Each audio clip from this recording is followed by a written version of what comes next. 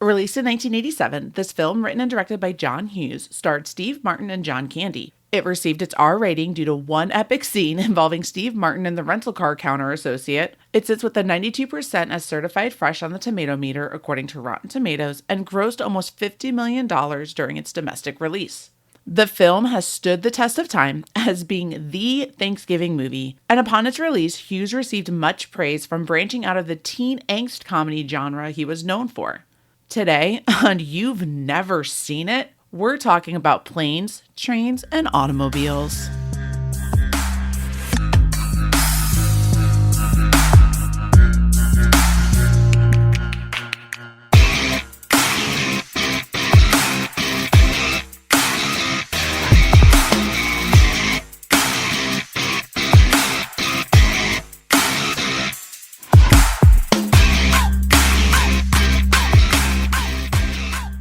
Welcome to You've Never Seen It, an audio podcast where I am on a mission to never hear these four words again.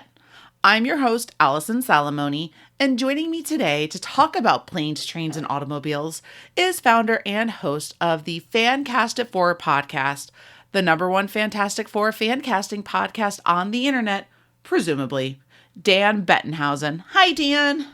Hi, Allison. How are you? I'm so good. How are you? I am well as well. Yay, this is very exciting. I am so stoked to have you on board.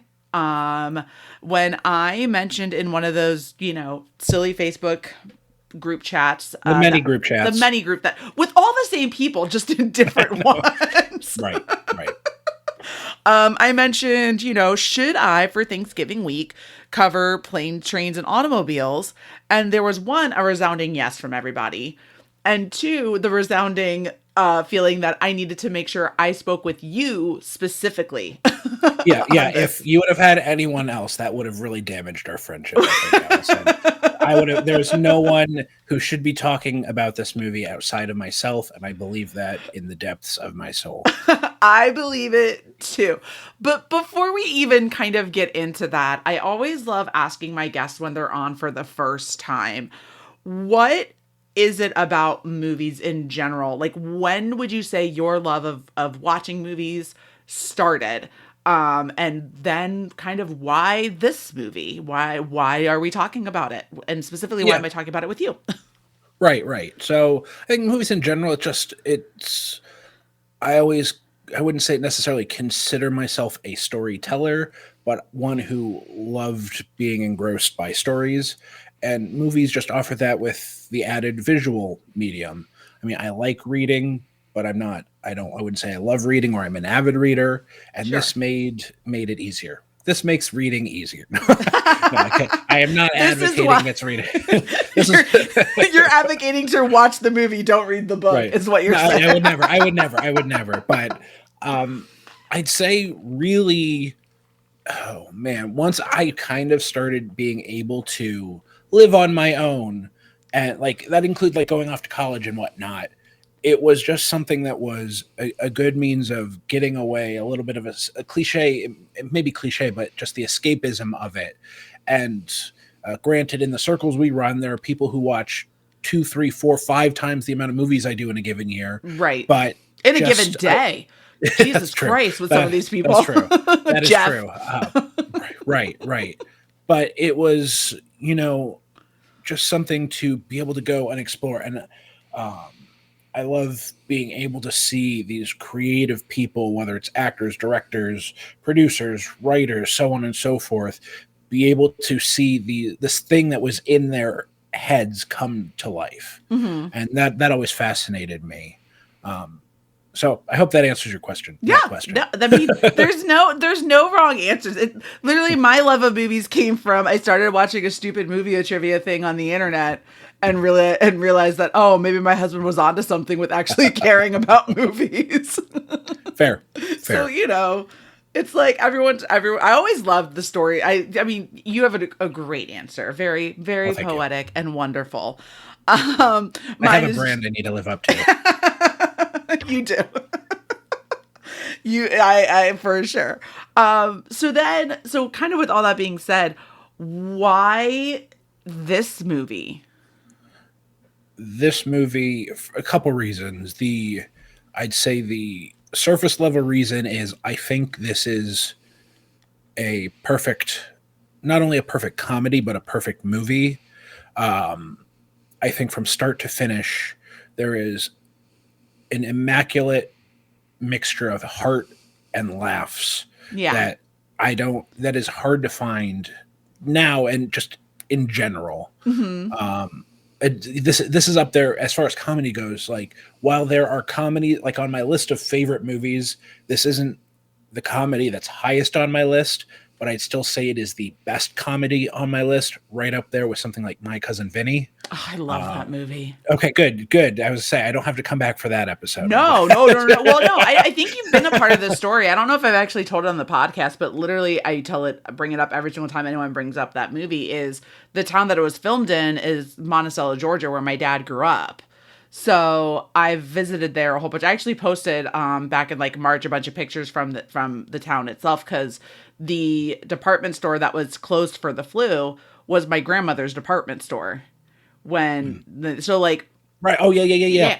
so Joe Pesci bought his boots at my grandmother's store, like that he wears when he like steps out of the car. So yeah, no, I fucking love My Cousin Vinny. Oh, the movie's great. Well, I don't want to diverge too far course into not, a different but movie. We're here to talk planes, trains. But outside of it just being goddamn hilarious, yeah, this movie has just a special place in my heart. It was a family staple around Thanksgiving. It was just the movie we watched, and it was arguably my dad's favorite movie. Like I said, not to get too sappy here, but my dad had passed about a year and a half ago, at least as we're talking now. So even then, the the emotional bits and parts that we're going to talk about, hopefully in a little bit, resonate a lot more. The laughs resonate a lot more. So whenever I watch this movie now, it's when he was alive, this movie made me think about my dad, and even more so now it does. Oh, that's awesome. That's amazing. This movie, it's one of those where everyone who I say when I haven't seen this movie are like, "What do you mean you haven't seen?" Like, people have gotten very, if I could hear the sound of their voice through Messenger, would be very aggressive. Like, this is probably one of the ones that I think people were more upset about that I hadn't seen. And after watching it, I get it, because this movie is hilarious from top to bottom. I mean, every moment is just so perfect. Like I think the scene where they're when they go to stay at the motel and they wake up the next day and like John Candy just gives Steve Martin that little kiss. Little kiss on the ear, yeah. Those aren't pillows. And then they immediately start talking about the Bears. To like, what a game. Oh, yeah. Yeah, Bears was great this season. Going all the way. Going all the way. It's just, but it's riddled with those moments, right? Yeah. And it's just like, and typically movies like this tend to actually give me a lot of like secondhand anxiety. Like it's a big reason why I think I don't mind Ben Stiller movies, but like Meet the Parents, I can't, I get it and it's good, but like with what happens to him in it, like I can't watch it. I physically feel ill with like all the hijinks that like keep happening. Yeah, I think with something like Meet the Parents, the jokes are against him, whereas this is everyone is fair game in Planes, Trains. There's not one person that the jokes are being targeted at. Yeah. Whereas this one, while it's focused on John Candy and Steve Martin's characters, the jokes are played with heart and earnestness. Yeah. I'm also a little annoyed that no one warned me that this movie would make me cry. Oh, yeah. That ending, like when he goes back on the L train back to him, and like, we'll probably get into that, but like I was not expecting to cry at all, but it was the most genuine moment of this entire movie. And I think part of the reason it also resonates so well is I feel like people can really, really relate to Steve Martin and John Candy in it. Well, this movie is based on an experience that John Hughes had Okay. trying to get to Chicago, I believe. So like this really either to or from Chicago, I don't remember quite Mm-hmm. offhand, but like there is a lot of personal touches in this film because of an experience John Hughes had, which inspired the events of the movie. That's cool. That I did not know. Because I was pleasantly surprised when I saw that it was a John Hughes movie because I wasn't expecting it. Because all the John Hughes movies that I'm really, know about, especially in the 80s, is you get, your 16 Candles, your Breakfast Club, like those teenage angst comedy movies that he got really, really known for. And while I think all those movies have their place, I don't think all of them have aged the best. No.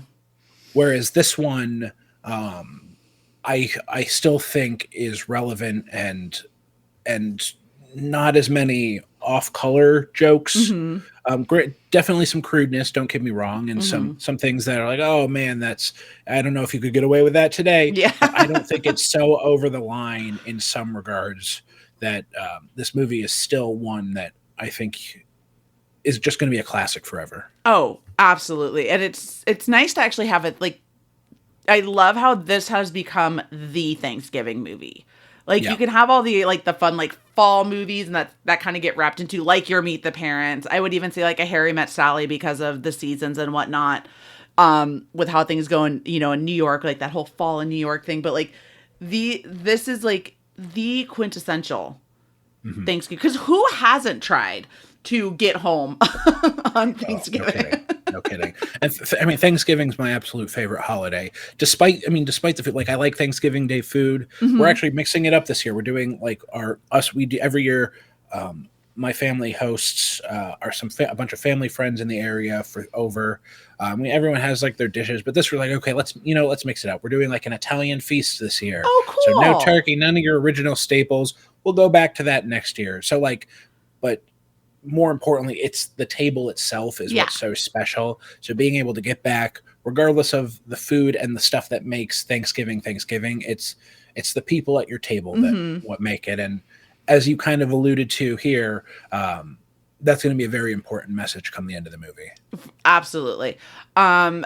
And that I think I love how you said that's like yes, Thanksgiving. You have your Thanksgiving like food. People always you associate Thanksgiving with food, but really it is about the people and who you have with you and who you're celebrating with because it's a whole day of just it's gratefulness and thankfulness. And Right. I think that becomes very evident whether that's like whether John Hughes was trying to get deep with it with like building characters and connections with people and watching how John Candy slowly kind of pulls back the layers with Steve Martin throughout the Yeah. movie until they're in that last motel and he goes out and gets them from the car and they really kind of get to sit down and have a real kind of the first real like heart to heart conversation where Steve Martin actually feels like he cares Right. what's going on in John Right. Candy's life. Totally. And like I said, I think you get from the start, you really get a sense of who Steve Martin's character is, who Neil Page is. You have him waiting in this boardroom, waiting and for his boss to make up a mind about some marketing Uh-huh. promo, and then oh well, I guess we're just waiting until after the holidays anyway. And you have the race to the cab with Kevin Bacon and his cameo here. What a I'm like, fun little that was a nice little treat. right. Yeah, again, it was the first domino to really fall and show you this movie. Many more dominoes are about to fall, and on their journey to getting home. Mm-hmm. And then once you have your first interaction with him and Dell, when Dell steals his cab, running him to the airport, like just all of that is just setting it up for Neil's first explosion at Dell, Yeah. where you get the great line where Dell's like, you want to hurt me? All right, hurt me. Like something about motels and heartfelt moments is where Yeah. this film gets you. Yes. And it's like, But I me, like my me. wife likes me, my customers like me.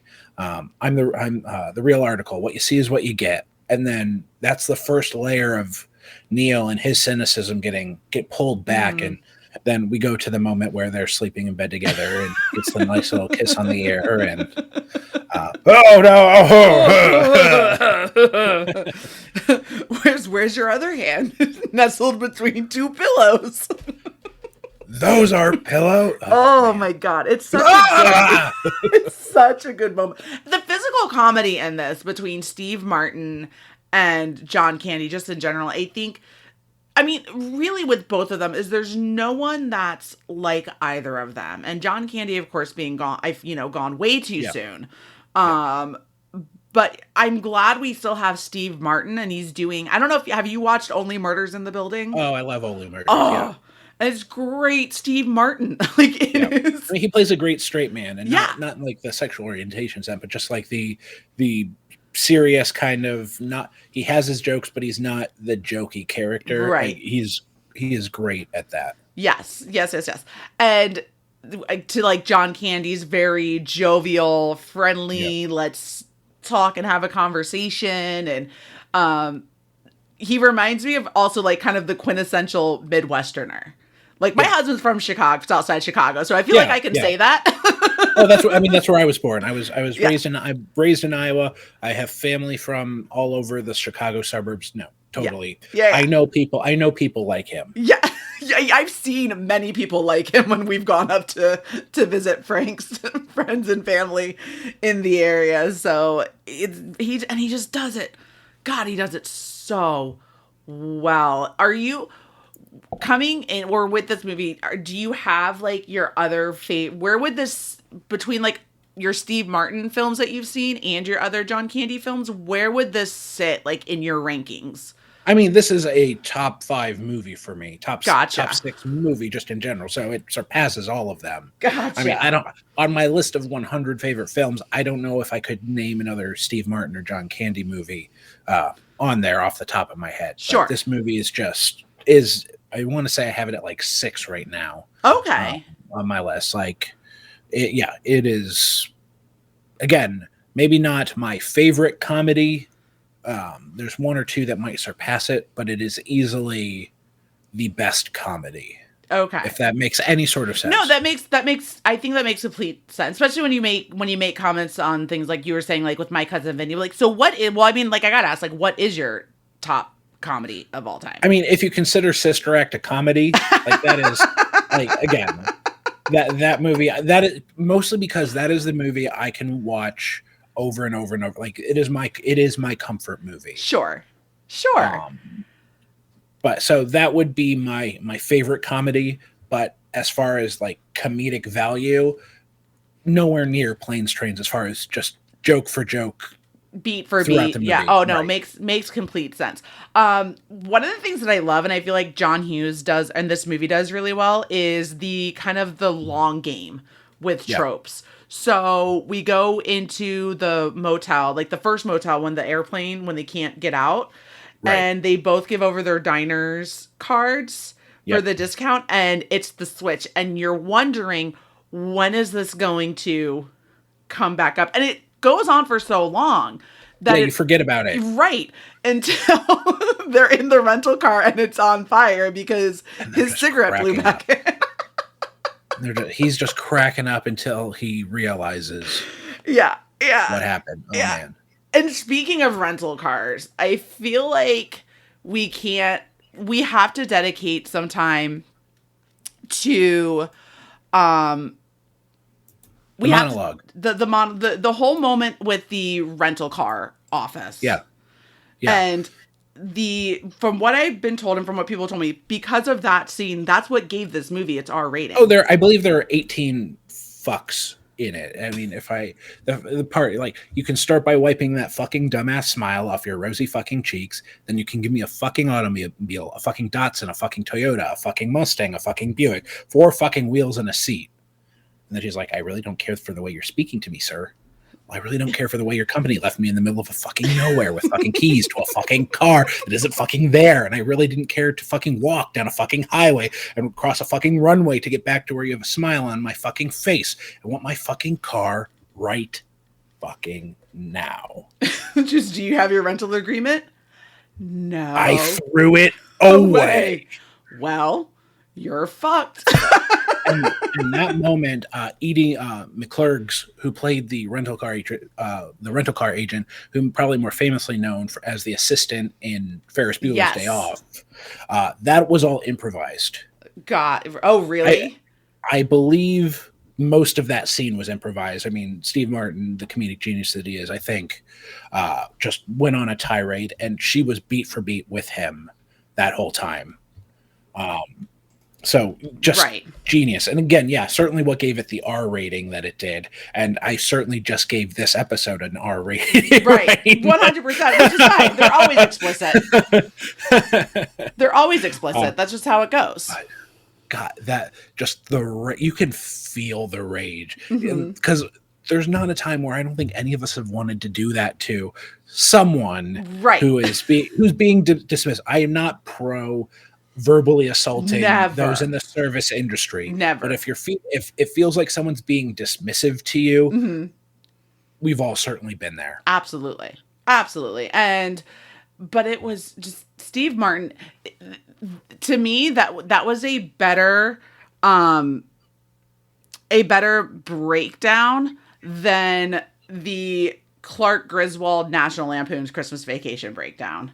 Like those are both S tier, but I think I might put this one from Planes, Trains, and Automobiles just above it for the sheer amount of F-bombs and how straight he says it. Like he's not shouting, he's not screaming, but he's definitely like giving it to her.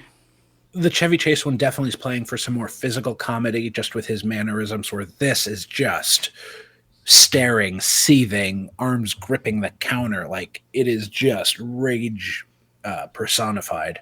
Oh, absolutely. For sure. And kind of going into that part of it, what would you say are your top 3 moments with this movie?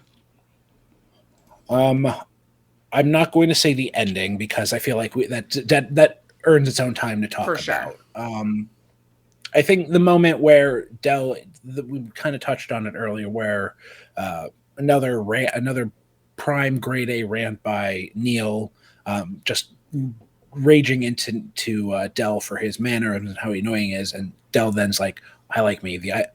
My wife likes me. My customers." That moment, because that is just so heartfelt. The next moment is when they're on the highway pre-car blowing up. I think this is my dad's favorite moment. I love driving. My dad loved driving. I mean, there's driving's in our blood as a Bettenhausen. So the moment where the people are like, "You're going the wrong way." Oh, you want to race? Come on. You're gonna kill somebody. Okay, and he's like mimicking like being drunk. Like he doesn't know which way we're going. How do you know which way we're going? Yeah, how do you know which way we're going? Thank you. Oh my God, so great. Amazing. It's amazing. And then you might need to cut some stuff. That's good. You're good. Because there's so many things I could say.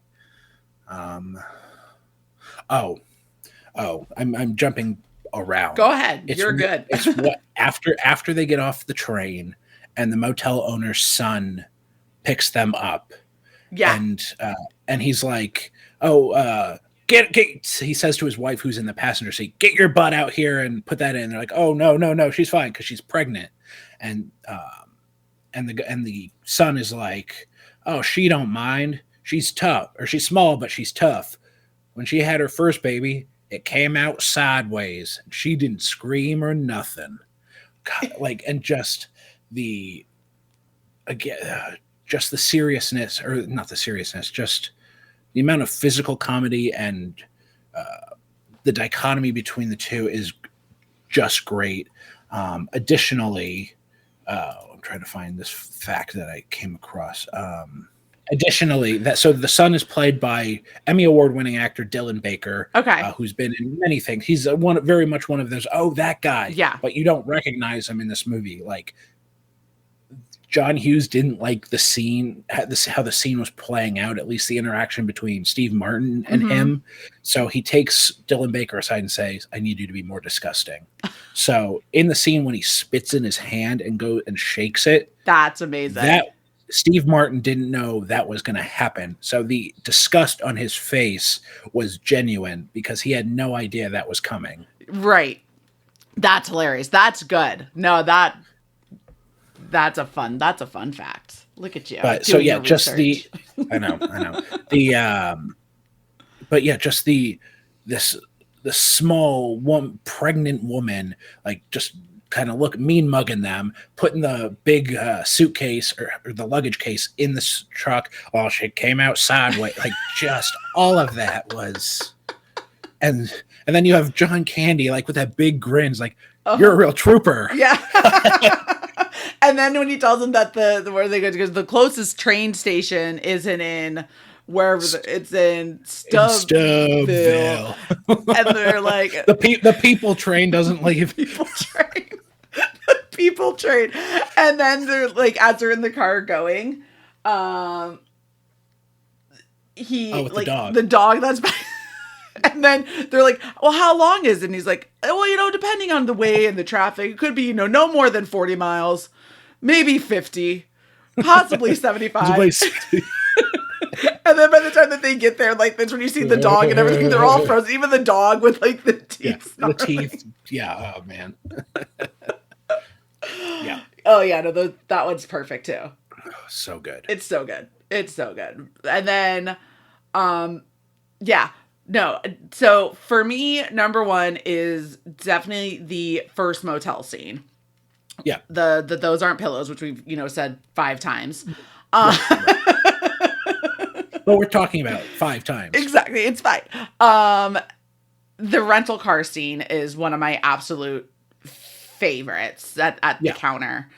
Oh God, what would be? It's so hard. You're right. There's honestly, I think the third one might just be that whole entire time when they're in the car and like you first have John Candy trying to get the seat right because do the mess around. Everybody do the mess around. And like he's just playing air sax and piano. And then when it's I completely co-opted this moment. You can just tell like this easily could be in my top 3 any given day. Yeah, like the car spinning, he's the devil laughing. Ah, yeah, just all of it. Yeah. Like his jacket gets stuck. Yep. And then the music, the score changes to that desperation. One of the greatest score changes in a beat there too, and just like. You can feel the fear and danger in this how the score is impacting, and it's like if John Candy's emotions were put to music perfectly. Yeah. No, for absolutely, and it was. Steve Martin, he's like, see, you broken house, just like going back on its own, and like he gets smashed up into the front windshield. He's like, I'm not comfortable.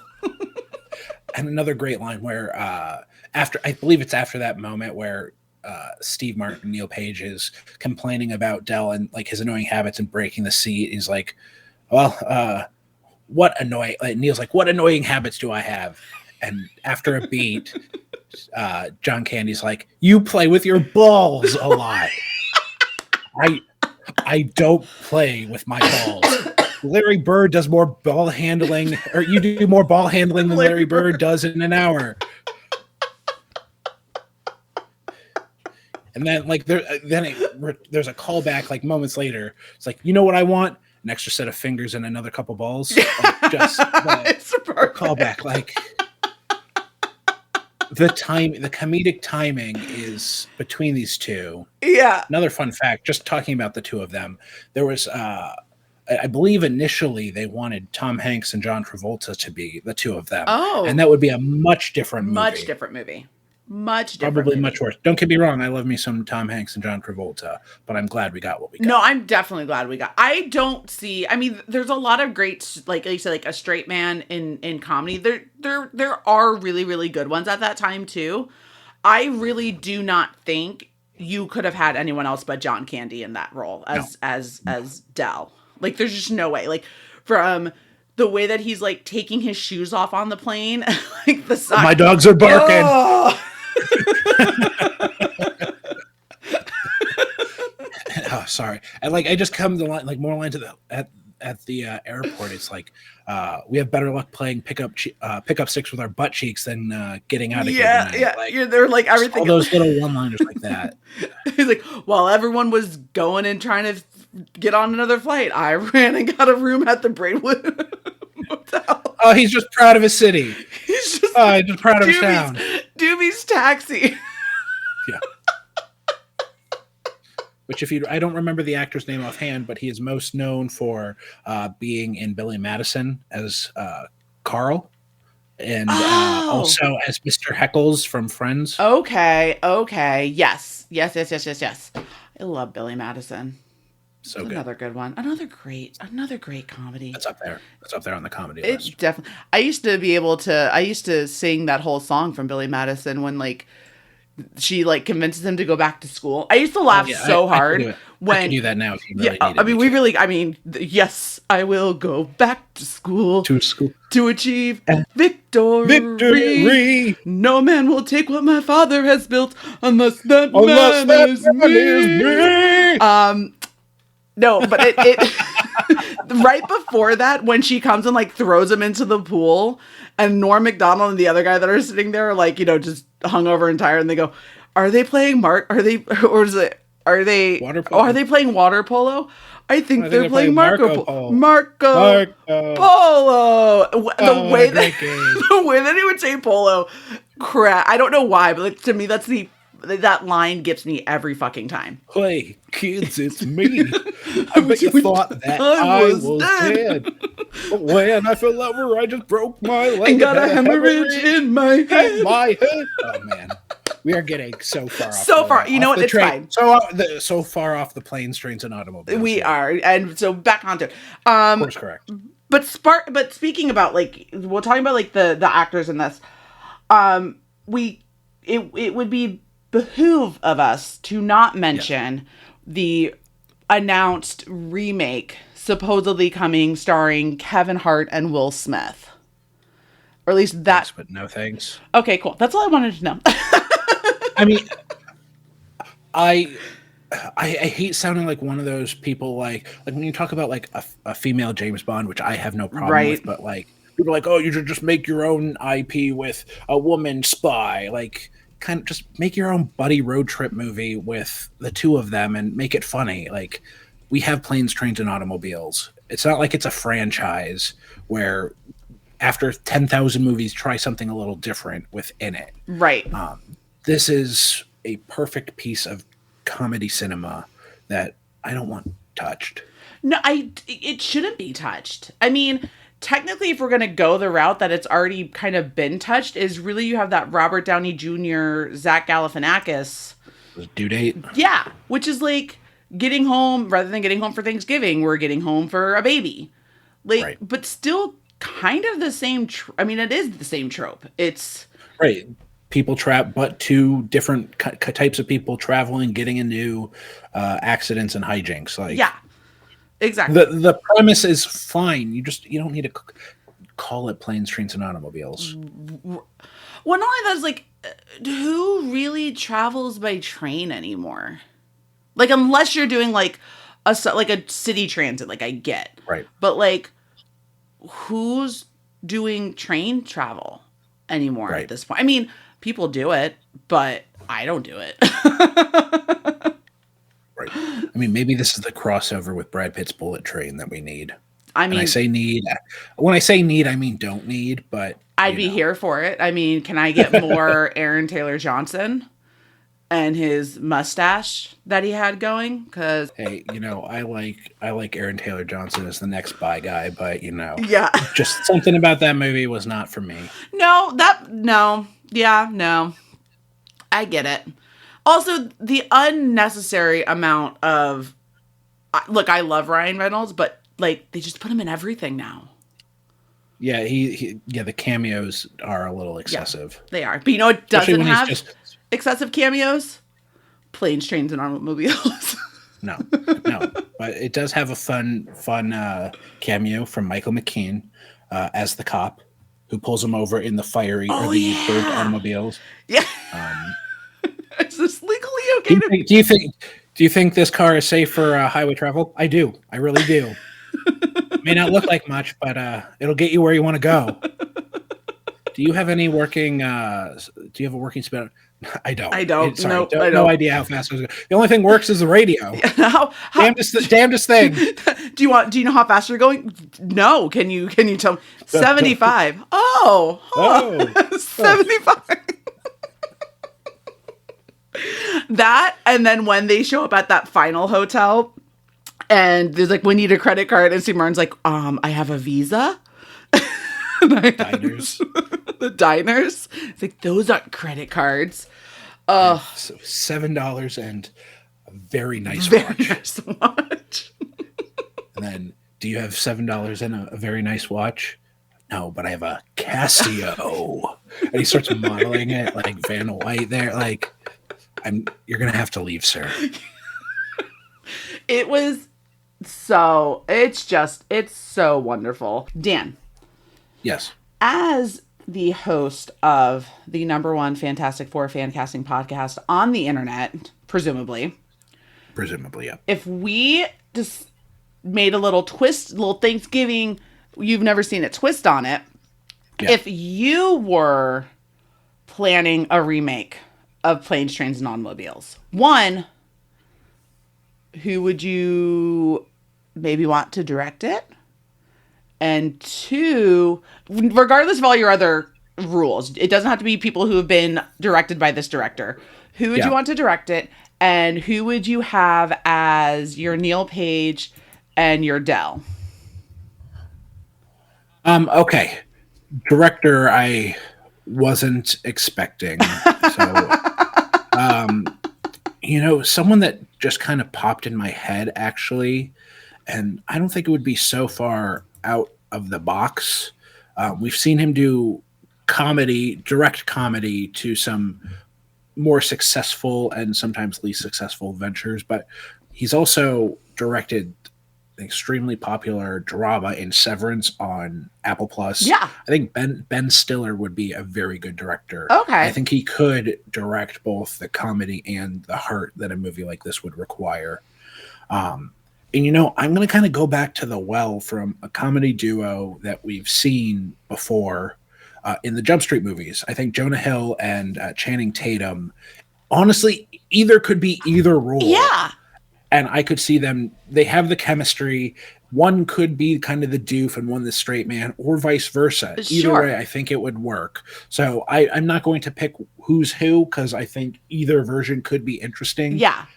Ben Stiller directing the two of them with a Jump Street reunion would be interesting. If you had to twist my arm. I like it. I think that is great. I don't have one. I just wanted to put you on the spot. So. Yeah, thank you. I appreciate that. Keeping you on your toes. But back into this movie and kind of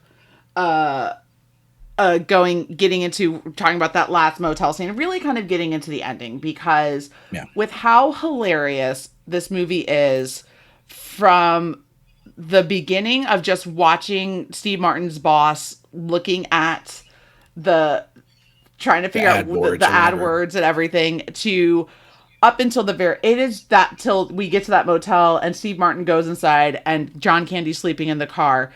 It's just straight comedy, hilarious, back to front, just you're rolling the whole time. And then Steve Martin brings John Candy into the motel. And now you're getting into this really well done, heartfelt, like wrapping like that final third act. And I just, I was not expecting to cry. I was not expecting to cry one bit. Yeah, this moment in the motel's tough for me. Good tough, but there's a moment where, and I apologize if I start sounding emotional myself, where John Candy, Dell is like, when talking about his wife, who we eventually learn has been gone for some time. He says love isn't a big enough word for how he feels about his wife, and forgive me, I don't remember if it was my mom, my brother, both of like that was something that was said many times between the various observations of my father passing, his celebration of life, stuff said among friends. One, because it was a callback to his favorite movie, but also just the sentiment behind it is really true. It's just love is great. Love is a big, powerful thing, but I think we get oversaturated with the term and not so much the feeling.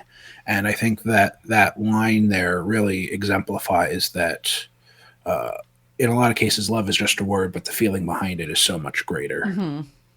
No, I love that. And I think that when you're talking about the people that you truly do love, not just a surface kind of Right. love and not just a simple like I love you, Oh, you're I a love wonderful you friend. guys. Yeah, Oh, like ditto. it's one of those things, but like when you're really talking about someone who has your entire heart, your entire soul, who you wake You would up do next anything do for. literally anything for, and you see him calling back to his wife every now and then throughout the film, right?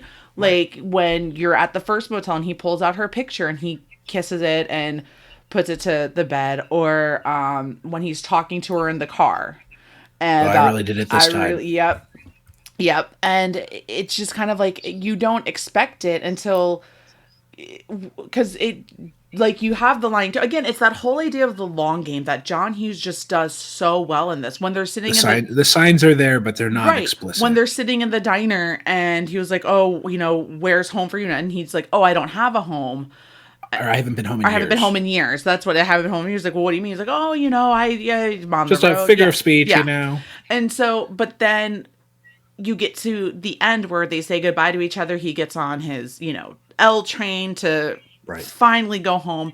And then you have this whole montage of flashbacks to all of And these poignant moments. another fun fact: the moment where you just see Steve Martin just kind of laughing and reflecting. He didn't know the cameras were rolling. Mm-hmm. John Hughes similarly didn't like necessarily feel like he was getting the emotion he wanted, but he's like, keep rolling. Mm-hmm. And Steve Martin thought they were just he was just waiting for the next scene or his next line, kind of thinking about his next line and what he'd been through. And his expression is what caught John Hughes for that moment. And really, I mean, you unintentionally see the realization, the laughing at yourself, the laughing at the cacophony of mishaps that happen on their journey, all in this unscripted moment, Mm-hmm. until he realizes that he needs to go back and get Dell. Yeah. And then you have Dell, he's sitting there and he says, I don't have a home. My wife's been gone for, I think it's like 8 years.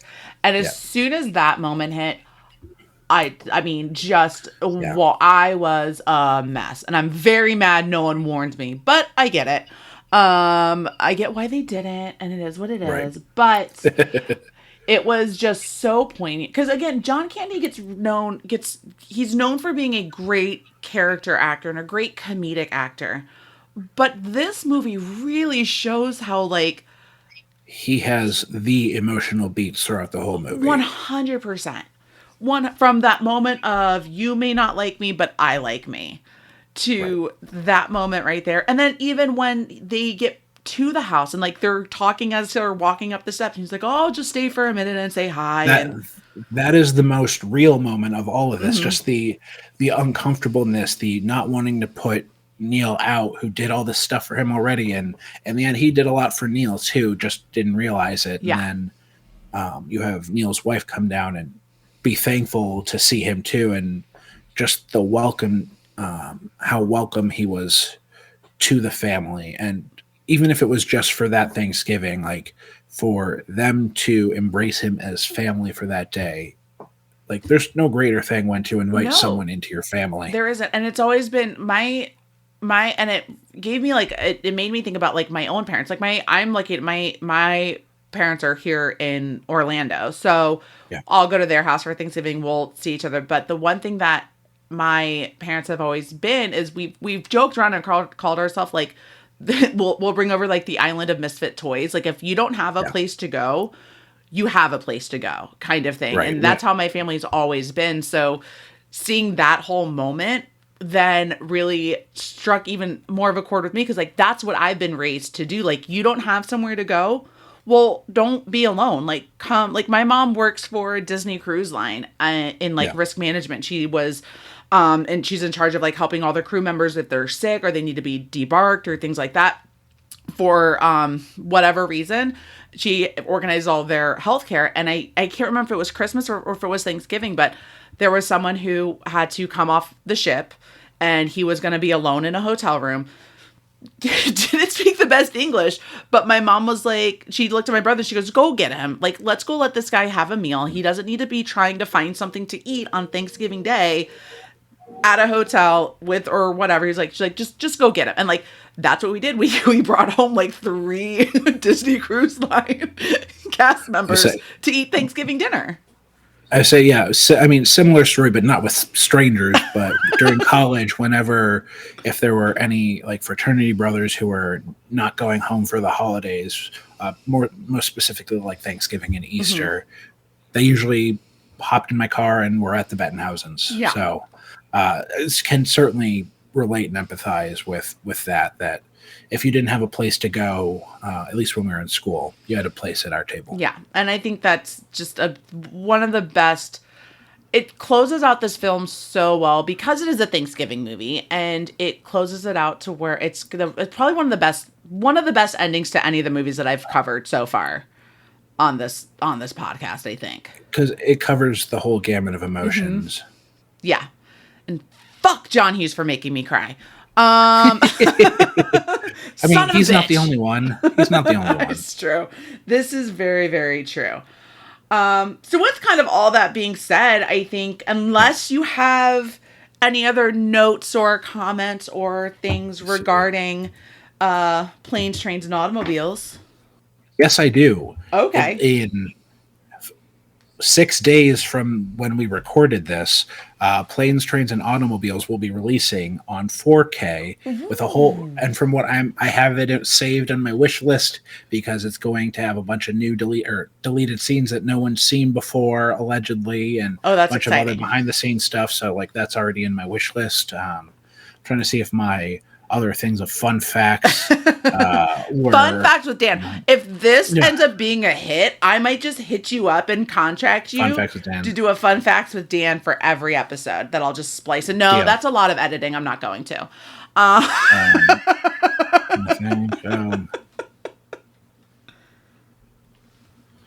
think the only other one that comes to mind... Oh, no, 2. This movie was supposed to be... The first cut of this movie was 4 hours long. I would have loved to seen that cut. No, 4 hours? Yep, 4 hours long. That's wild. And Elton John had written a song for Planes, Trains, and Automobiles that was never used. No way. I want... Maybe that... Will that be on the 4K? I might go buy it. If it is, I will let you know.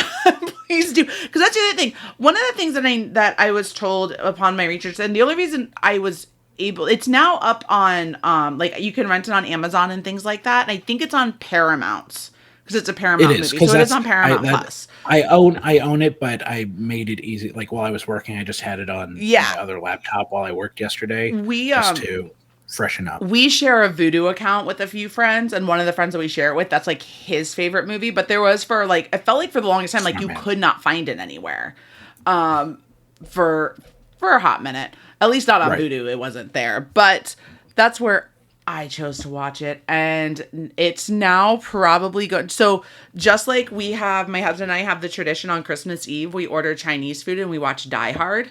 We've done it every year since we've been dating, and now we've done it while married. Not while we're dating, but like since we've been married, we started doing it. So that's 5 years of Chinese food and Die Hard. Planes, Trains, and Automobiles might be my go-to Thanksgiving movie to watch. It should be. It needs to be. I think forever. And also it will be. Also the fact that you don't call that Chai Hard is a crime.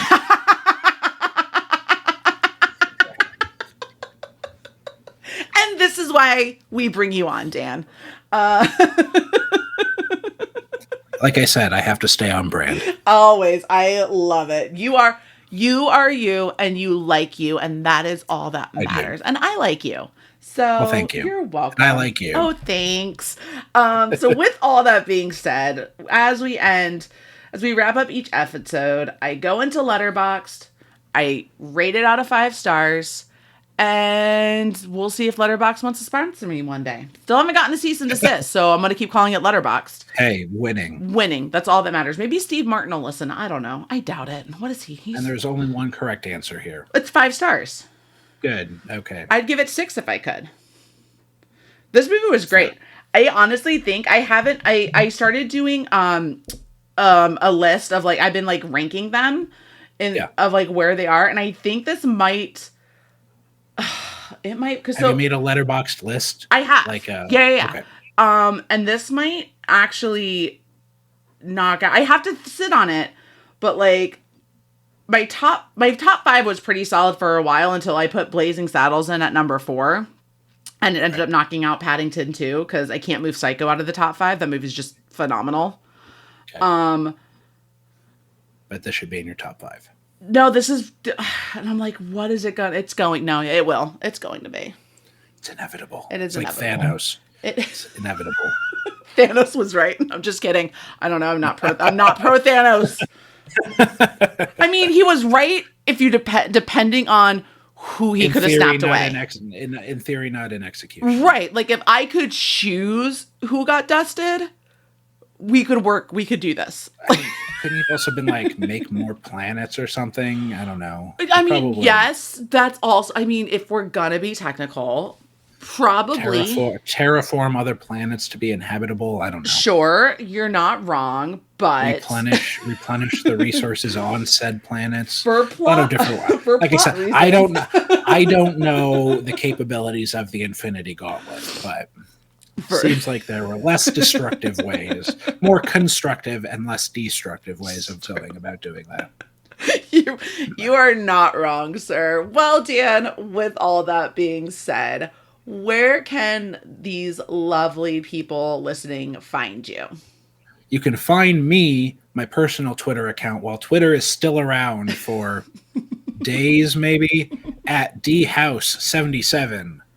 You can find the Fancast@4 podcast on Twitter at Fancast@4. Otherwise, the Fancast@4 podcast, it can be found on Spotify, YouTube, Apple Podcasts, Google Podcasts, Anchor, and I think that's it.